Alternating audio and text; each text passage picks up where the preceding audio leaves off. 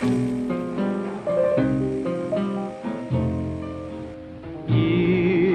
all over.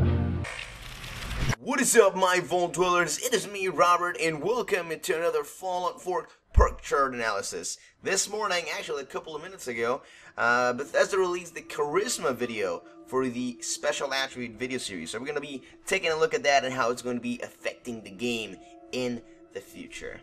If you guys didn't know, Bethesda actually released the entire perk chart, not the description of the perks, but actually the entire perk chart. So that part of the video is going to be a little bit easier, but again, there's still abilities we need to discuss. So let's get started with those. So right as the video goes on, we discovered that Charisma is going to affect, or what I'm going to be thinking is your way to get into social places. Nowadays, they do say that if you walk into a situation, you can use your charismatic skills to, I guess, turn people away from you. As you can see from the video, he goes into this little bar, and then people are like, what the fuck are you doing here? And then he just goes bing, and then I was like, alright, he's cool. So I'm assuming that maybe the higher charisma skill, maybe you'll be able to get into different social places, or maybe like even different like just places in general that you wouldn't be able to access if your charisma wasn't high enough.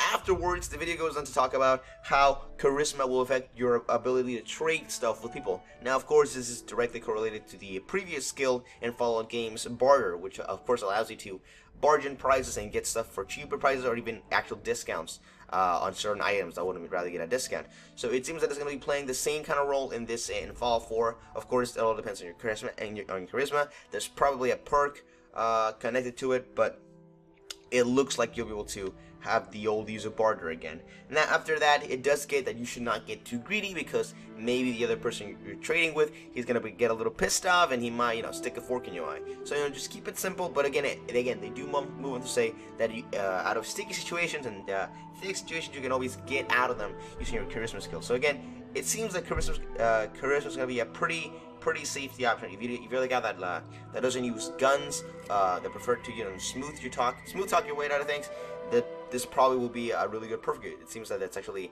a viable option in Fallout 4. Afterwards, the little Vault Dweller guy, he starts getting drunk actually. So there's going to be what appears to be alcohol that will actually influence the way you look at the world and stuff, which we had that in the past, but I feel like it's going to be more of a bigger impact. And they say that the higher your charisma, or the better your charisma, the more you'll be able to endure the addiction to alcohol, just like drugs and stuff. You'll be able to actually, I guess they said the effects of the alcohol won't get to you until later. So I guess maybe having a high charisma might be able to get you. What I'm thinking is some sort of special mission where you have to smooth talk this guy, but he's like, oh, let's get some drinks, dude, and then you start drinking, and if you don't have your charisma high enough, you'll actually pass out and you won't be able to get the information you wanted. So that actually seems like a viable option for mission doing. Like that sounds like a really interesting mission. That of course it will be hard to do if you don't have charisma. Of course, it's going to be a viable option. So let's say if your charisma wasn't high enough, you'll pass out, but maybe he'll leave you oh, you passed out, dude, just meet me up here. So maybe charisma will just ease your way into doing missions, or maybe even get your rewards for missions. Maybe in that same mission, if you don't pass out because your charisma is high enough, he'll be like, oh dude, you did amazing, take this special gun. Just an example of just thinking of how charisma could affect the outcome of things. And then the video shows that because you passed out, you wake up and you realize who your true friends are, and you're tied up naked outside of the bar, and there's a Yao Guai in front of you. So maybe that could be I can absolutely 100% see that happening in the actual game, where you pass out, you wake up, and you have no clothing, and there's a fucking death claw in front of your face. So I can definitely see that happening, and that sounds like a lot of a little fun thing that they could add. So hopefully we see it in the game. And before we move into the perk stuff, they do say that because of your charisma, or if your charisma is high enough, you'll actually be able to tame animals and even persons. Of course, these are all types of perks. So let's get perk talking. Now let's talk perk stuff. So I'm actually going to be cheating a little bit here. Not because cheating, because I don't want to. There's no reason for me to guess in this video. Because earlier this week, Bethesda released a video called Fallout 4's character system, and it's actually Todd Howard talking over the perk chart and actually explaining how the leveling and character system is going to work.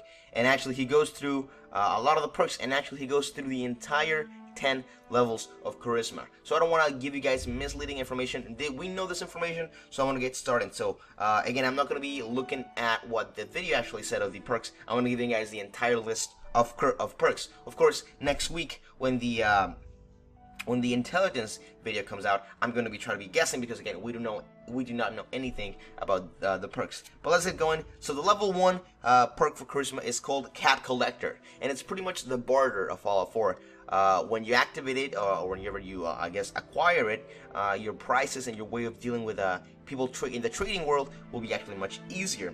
Level 2 perk is the Lady Killer, which I'm actually, it can be switched up for Black Widow if you're a woman, and of course this allows you to do 5% more damage to the opposite sex. So if you're a woman, you can do 5% more damage to males, and if you're a guy, you can do 5% damage to women characters, female characters.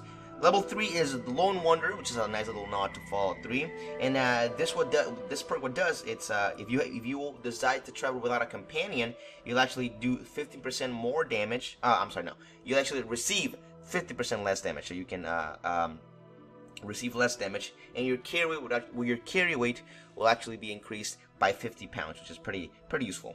Level 4 is Attack Dog, which is one of those that people have, like, they saw the little icon and they were like, what does it mean? And what Attack Dog does is actually allows dog meat to hold enemies for you.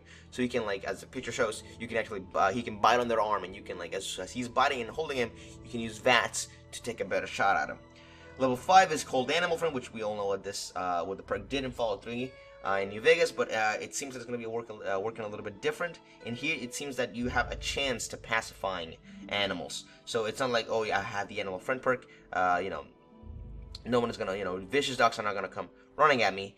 They might, but you have to point your gun at them, and it's only a chance. So the higher the level of the perk is, the higher your chance of pacifying the animal is.